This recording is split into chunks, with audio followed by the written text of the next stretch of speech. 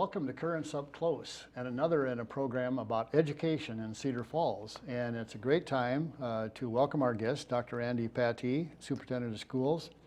And when I said a great time, it's a great time to find out about what's going on in the district, the Cedar Falls Community School District. And Andy, I know that we've assembled a program today that you're going to bring us up to date on what's happening in the school, has been happening, is happening, and will be happening as you move forward with the Cedar Falls Community School District. So we want to get right into the district update and find out really what's happening as you carry out your mission of educating each youngster in this district to be a lifelong learner and a caring and responsible citizen. So we're going to look at some things here and start right out with what we're doing with staff. What's the district doing with teaching staff to carry out that mission? And I think the first thing we want to talk about is the status of professional learning communities. That's exactly right. And first and foremost, it's always an honor to be here, and thank you so much for hosting. The first thing that we wanted to talk about is really the backbone of everything that we do in our district, and that's our professional learning communities model. We're very proud of this model. We were recognized, as you can see on the screen, last year as one of 3 districts in the state of Iowa honored as a model professional learning community, and actually one of 22 in the nation. And this certainly goes across the United States, all the way from Florida to California to the Midwestern states. And it's really focused on collaborative approaches, so we get to know all of our students very, very well. We call it student by student, skill by skill, ensuring that every student has the essential skills and concepts to learn at high levels. We really focus on 4 questions throughout our professional learning communities, and this is during our late starts or early dismissals that we have weekly. Our staff focus on each student data components, and they ask 4 questions, the 4 critical questions of PLCs. What do we want students to know? Number 2, how do we know that they've learned what we want them to know? What does learning look like? Question number 3, what do we do if students don't learn it? So what are we going to do to ensure that we give supports and interventions for students to help support them so they move forward with their essential skills and concepts? And then the 4th question is, what do we do and how do we respond if students have already learned it? And that talks a lot about digging deeper for student learning and ensuring that students have enrichment opportunities so they can really expand on their personal learning or prior learning. Well, Andy, with the professional growth, and certainly you've had a lot of experience in education, as have I over the past several decades, and many times professional development became a hit and miss proposition. And it appears to me as an outside observer that staff is really engaged in this ongoing process. And I know that, speaking on behalf of the Cedar Falls Community Schools Foundation, we've been able to support some of those initiatives for training for staff. And they have attended sessions, brought it home, and then the groups are meeting together, and it's a really time, as you mentioned earlier, for staff to get together and really get to the basic part of how they can answer those 4 questions that you just raised. This takes a commitment. It really is the right focus, and it takes a very strong, dedicated staff, which we have, and really centered on what is best for students, how do we get to know our students, and how to ensure every student learns at high levels, focused on the excellence that we expect across every one of our classrooms. And again, it goes back to our staff, goes back to our parent supports, and certainly our students, which are all operate at very high levels with high expectations.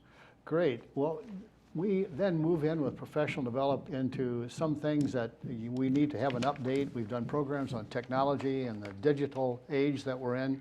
So let's talk a little bit about that and what the district is doing in that regard. We've really focused heavily the last several years on digital learning initiatives and trying to increase the use of technology across our district. The focus really is that this is a tool. It's a tool to enhance deeper opportunities for student learning, to really focus in on giving students an opportunity to showcase their learning. And you can see by the screen, we have really a strong focus on a one-to-one model where every student, 7th through 12th grade, have a Chromebook. Right now, in essence, every 3rd through 6th grader has an individual Chromebook as well. They might not take that home, but we have a one-to-one ratio with Chromebooks 3rd through 6th grade. Then we have iPads at pre-K through second grade, mainly for finger dexterity, for students to be able to not being able to utilize the keyboard as effectively as an older student, and that has been a very positive impact for those students as well. And as you can see, the focus is on creativity, collaboration, those 21st century skills that we know students must have by utilizing technology effectively in the classroom. And we certainly cannot say enough about the backbone that we have in place, the work that Cedar Falls Utilities and other groups have given us with the connectivity. Well, with that, we can talk about several steps and take us through some of the digital learning initiatives that the district is looking in two areas, transformation and enhancement for student learning. We have done a lot of work to really focus on how do you move through kind of a continuum to move deeper with technology integration for student learning. Here is a graph that we use. It's called the SAMR model. Really, it goes from the bottom to the top when you start looking at how do you infuse technology for deeper levels of learning.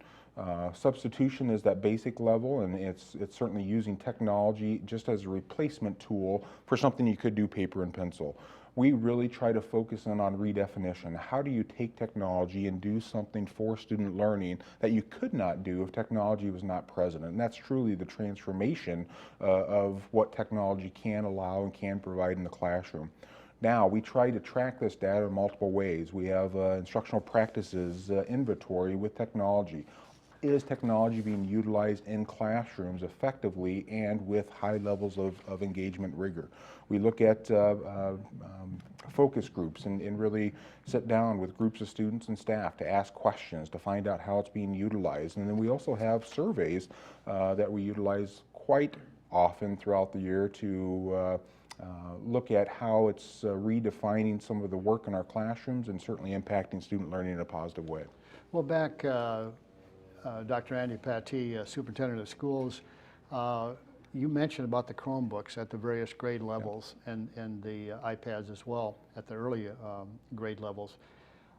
What's the longevity of a Chromebook that, as we know it in the district today, that I'm sure you've looked at, and replacement and updating and things like that? It's a 3-year cycle is what we have in place, and we do that mainly for the reason that our middle schools are set up with a 3-year grade span and our high schools a 3-year grade span. So as a student enters into 7th grade, they'll have a Chromebook that'll last them until they are 9th graders. And when they transition to the high school, they'll get a brand new device, and then that'll allow them to utilize that for 3 years. We do know technology is advancing so rapidly, so Chromebook is certainly just the tool that we utilize right now, but we place those on a 3-year rotation. Well, a lot of this leads to, back to the questions you raised about professional development. What are you teaching? How are you teaching it? And how do we know kids are learning? And if they aren't learning, how do we come back and work that again? But it really takes us to assessment, which you do a lot of, and sometimes maybe too much, that some critics say in education today. It's all based on assessment, and you don't have maybe the time necessary to do the teaching for it.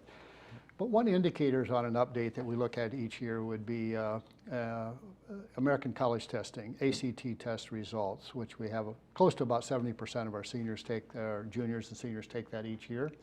And it really is significant to look at our ACT scores as you have looked at this past year.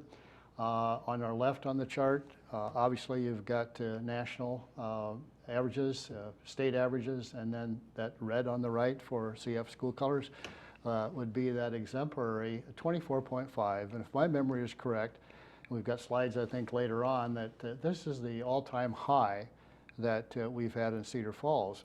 It's interesting, and we'll get to some of the slides later on, what's that a result of? So we really I'm personally impressed about those results, and take us through that a little bit. Yes, this is one metric that we look at and follow closely each and every year, and very proud of this number. But certainly it's a reflection of our K-12, pre-K-12 system, because ACTs, we know, are taken at the high school level, but it's a compilation of all the work, all the focus, all the education that has occurred up to that point. So certainly something that we're proud of, certainly something that we look at and watch closely, because it is an important metric. With this slide, you can see not only the composite score in the far right, but also each of the 4 core areas that are assessed during the ACT exam. We're very proud of each of those areas. As we know, not only are we above the national level, but certainly the state of Iowa level, with Iowa being in the top 2 in the nation as far as their overall ACT scores and rankings. I believe formerly there were about 28 states that use the ACT as the primary college level entrance exam. That may change, but usually, as you mentioned, Midwestern states are really highly regarded in that respect. They are. We have a couple other slides that talk about the growth, and here's a trend line, maybe difficult to see, but very easy to pick out as you look at from earlier years, and that trend upward in Cedar Falls has continued to climb. And so that's progressive, continuous growth, whereas state and national has been really flat to a certain degree. So it shows that through a combination of everything you talked about earlier, that students are achieving at very high levels. We have yet another slide on the ACT scores that look at the percent of students, and that has remained pretty constant. I think there was a high just above 70% at one time, and now it's kind of topped out at about just under 70% of the students taking that ACT. So very impressive scores, and as you mentioned, district students, staff to be commended all the way through, parental support as well. And another thing that comes up in what we're finding about looking at in the way of the curriculum that is established here is the opportunity for post-secondary courses that students are enrolled in. We've got some slides here, and take us through some of those on college level coursework while students are enrolled in Cedar Falls High School. Yep, and you can see up at the top that the title of this really is that college level coursework, and we'll focus in on all 3 listed there for AP, Advanced Placement courses, concurrent enrollment, as well as what's called the Post-Secondary Education Opportunity Act courses. Our goal long term is to have 100% of our graduating students have at least one college class, one college course as they walk away from our high school. And we can look at some of the course offerings, a lot of them listed right here, and that list has expanded over the years. And what's a culminating activity for a student enrolled in an AP course? Certainly you have it on your record, but in order to continue on and have credit for that in college, you have to reach a certain exam level. And tell us about that a little bit. Exactly. AP courses are nationally recognized, it's a national curriculum, so every AP course is going to be the same across different high schools across the country. There are very stringent expectations for that curriculum and how it's taught. Then at the end there is an exam. So every one of those students will take an exam. It's a 5-point scale on that exam. You need to have a 3 or above on that exam to be able to receive the college credit.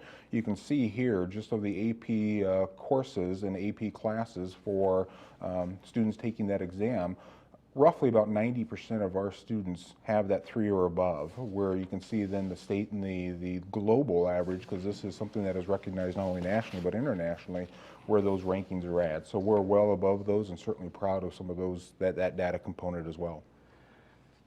And so if we look at carrying on with that, we also have students who can take typical courses with UNI and Hawkeye Community College. And tell us about that. These are courses that are not taught on our campus. AP courses are taught right at our high school site.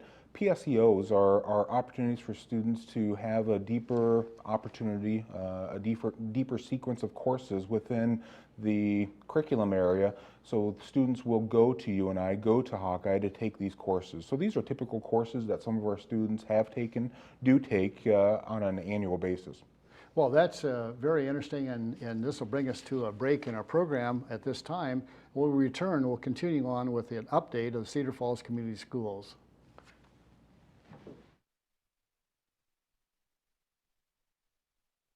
Pretty much a good day for me would be people leaving their hands off of me. I'm always called names. Everywhere that I go, there's always someone calling me names, calling me gay. I've been choked, thrown up against a wall, punched. Nobody's ever tried to help me.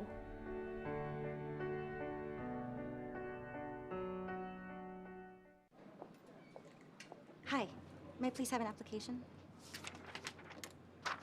Thank you.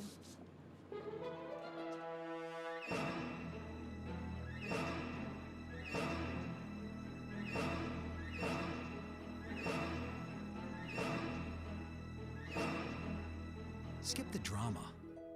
Get your diploma. Okay.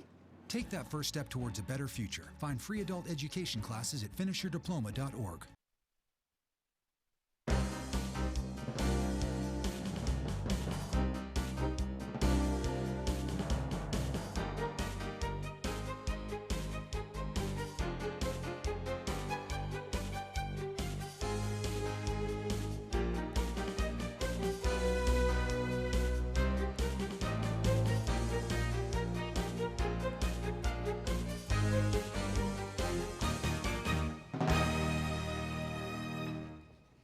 Welcome back to Currents Up Close, and today's program we're looking at the update of the Cedar Falls Community School District, and our guest of course is Dr. Andy Pattee, Superintendent of Schools. We've been talking a lot about several things that are going on in the district. The first half of the program, we want to get into some more things in the second portion of the program. And along with assessment, which we ended up, and also talking about post-secondary enrollment option classes and so forth. But one other requirement that is really showing up a lot that you have to pay attention to is the graduation rate. Yep. And we have a slide here that, again, is a comparison of Cedar Falls and statewide average and class of 2014 statewide goal. So what does that mean as far as our district is concerned? Yep, just as we previously talked, we have a lot of rigorous curriculum. We have very high expectations for students and how they learn, what that looks like, and how they're going to progress as they go through our system. So it's always rewarding to see the number of students that come to complete our high school program. This, I think, again, is a reflection of our pre-K through 12 system and how everything builds upon one another in the expectation that every single student is going to reach high levels of learning to maximize their potential. And you can see here that we are well above the statewide average, well above the statewide goal, and well above the national graduation rate with over a 97% completion. We want that to be 100%, but we certainly know it's something that we are proud of to see. And I think we want to emphasize here that Iowa had the highest graduation rate of all 50 states, as you mentioned, and national graduation rate was 82.3. What would be a goal for the statewide goal, as you mentioned? Is that increasing? Are the trends upward in statewide? They are. They've been trending upwards the last 5 years, which is positive to see. I believe the state has a goal of 95% here in the next year to 2 years. You can see we're a little bit short of the goal across the state as a cohort group, but certainly that's something that we hope continues to trend upwards. Talking about trends, let's take a look at enrollment growth, which has really been something that you have been studying and the district has been studying for some time. And there was a leveling off of student enrollment maybe about 10 years ago. Right. And yet projections came out with the growth of the city and the school district, I'm talking about residential growth, that certainly this would result in increased enrollment over the years. And it not only has that happened, it has happened at a greater rate than what the forecasts were. So take us through this slide a little bit about enrollment growth in the Cedar Falls Community School District. Yep, this is a historical chart that shows just the last roughly 10 years of enrollment growth. And we've gained about 850 students in the last 10 years. This past year, we grew about 145 students when we looked at our certified enrollment, which was higher than what was anticipated. We anticipated having about 120 student enrollments, and it certainly exceeded that, which is very exciting. So with the district enrollment, this one, a chart is a busy chart, but it really does show the trend and the level and taking us way back and the projections that are out there for the future. So as you look at this, Dr. Pattee, what implications does this have for the entire process? And we'll be talking about some other things later on in the program, but what does this predict? What you can predict for the district? Well, this predicts significant enrollment growth for our district. We have a demographer that we work with out of Kansas City. It's called RSP and Associates, and they do demographic work for a lot of larger districts in Iowa, the Waukees and Ankenees and Iowa cities of the world. And they have projected that we will grow roughly 1,100 students over the course of the next 10 years.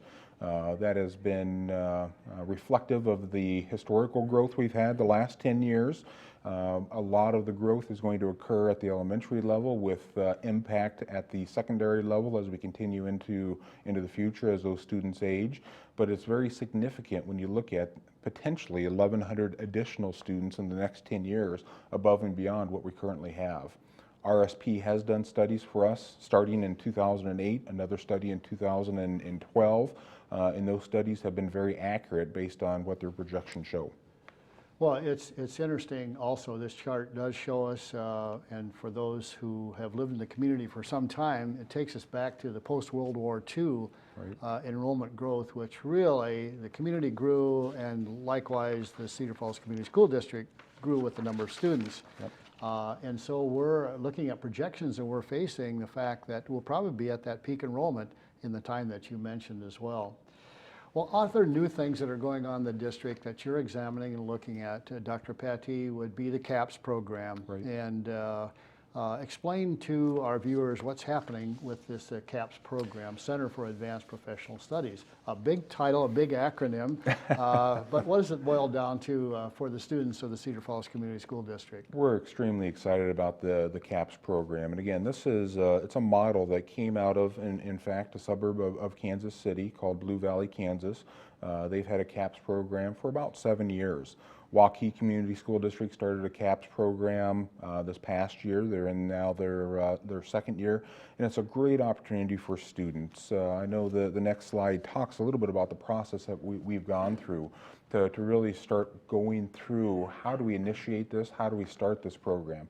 The whole focus of this really is to create win-win opportunities that are value added.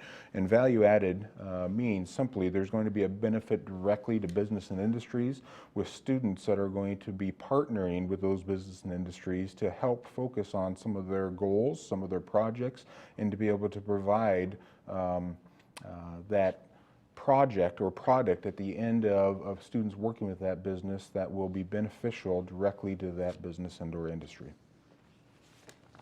We have another slide that takes there what is CAPS, and you mentioned about Blue Valley, a suburb of Kansas City, which was probably the initial program there. And I could like to ask you a question about, and I'm sure they asked the same thing with this network that's on in various states. How does this differ from a career education program or vocational technical education that has been involved in districts for years and years? What's the big difference here? Yeah, the largest difference is that this is really a focus on our advanced professions, getting students that are going to be embedded into professional areas, professional business environments, working on those projects. And the best way that I can always describe it is, if you're working in a business and industry and you strategically plan for the year, you might come up with 12 strategic goals that you want to accomplish. But because you're not able, because of some of the resources, could be human capital, could be professional capital, could just be funding, only focus as that business and industry on 6 of those strategic goals. Our students will work closely with a team at that business and industry, focus on those strategic goals, number 7 through 12, accomplish those goals through projects that those students work on directly to be able to, again, provide value back to that business and industry. Our model is that those students would be working within that dynamic business world for large blocks of time, working with individuals from that business and industry as they help those students accomplish those projects, and again, add value back to that business and industry as well as for that student learning. Well, you've had a committee working on this, or I should say multiple committees. Yep. And the obvious question is, how has the business and industry community embraced what you're doing, and how have they participated, and how have you used their knowledge and resources as you move forward with this project? It's been tremendous. We first started off with a meeting now roughly about 16 months ago with business and industries, other community partners to come in and listen to a presentation by Waukee when they were up for another event. And that was extremely well received. From there, we've gone out to meet individually with business and industries to talk about the program, ask if they'd be interested, and there's been just a remarkable response to that, and certainly I think an excitement about what this can provide not only to them, but certainly to students as we look at sustainability into the future. There's going to be a large amount of hiring that's going to take place, especially in some of the strands that we're looking at for the Center for Advanced Professional Studies, and a lot of those business and industry are going to be hiring people well into the future, and they see this as an opportunity to keep some of our students that are very highly skilled, very interested in some of these strands, but also an opportunity to see how well they work in a collaborative environment that they have within their business setting. Going beyond our local post-secondary institutions, Yep. Such as Hawkeye Community College, University of Northern Iowa, and others, how does this reach out to, for example, Iowa State or the University of Iowa or other schools that our students will be attending? We've worked very closely with our local higher education entities with UNI and Hawkeye. We also know that Iowa State works closely with Waukee. We know Iowa is very highly involved with a lot of the STEM programs. This fits directly with I think the initiatives across the state. We would be the second CAPS program in the state of Iowa. It's really now a national model in a lot of different ways. So there's natural partnerships that occur with all higher institutions of higher education. Well, you had a great lead in because you mentioned STEM, and we're going to conclude our program by really an update. STEM's been around for a long time, and the district with science, technology, engineering, and math, you've had a real emphasis on it. And what's happening right now as we look at Cedar Falls Community School District and STEM? We have many STEM programs that are going on across our district, which we're excited about. In fact, we just hired a community partner STEM facilitator through our Teacher Leadership and Compensation Grant, which we didn't discuss today, which we're really excited about. But you can just see here, we have 3 through 12 engineering programs, a very successful high school robotics team, actually, who just went to a trip to China for the second consecutive year to help train school teams over there. You can see we have multiple partnerships and certainly different opportunities for students to showcase their knowledge and skills in the STEM areas. One of the things many people don't know is we have a rocket club as well, and that club has gone now to some other competitions. The picture in the lower right is a picture from one of the rockets that were created, designed, and actually launched with a camera, and it's a picture looking back over Cedar Falls. Well, as far as the classroom role, let's take it all the way from pre-K, K to 1 to 6, and then junior high and senior high. What's the current status of STEM within those classrooms? Is this an all-encompassing initiative that the district has embraced? It is. It's something that we look at as being all-inclusive, and it has to be infused into the curriculum because we want students to be able to use multiple skill sets, that collaboration, the technology, the math skills necessary to be able to create products, to be able to use their mind in unique ways, and it has to be embedded with everything that we do. Well, we've enjoyed doing programs the past few years with the Robotics Club, the Swart Dogs, yes. as well as all of the other programs that are involved with STEM. Yep. Dr. Andy Pattee, we thank you very much Thank for you. providing this update. We know there are a lot of other things happening in the district. We tried to highlight a few. Things are going very well in the district. We're very proud of the achievements that have been exhibited by our students and created by our staff and parental support in the district and patrons as well. So thank you very much for joining us today on Thank you. Currents Up Close.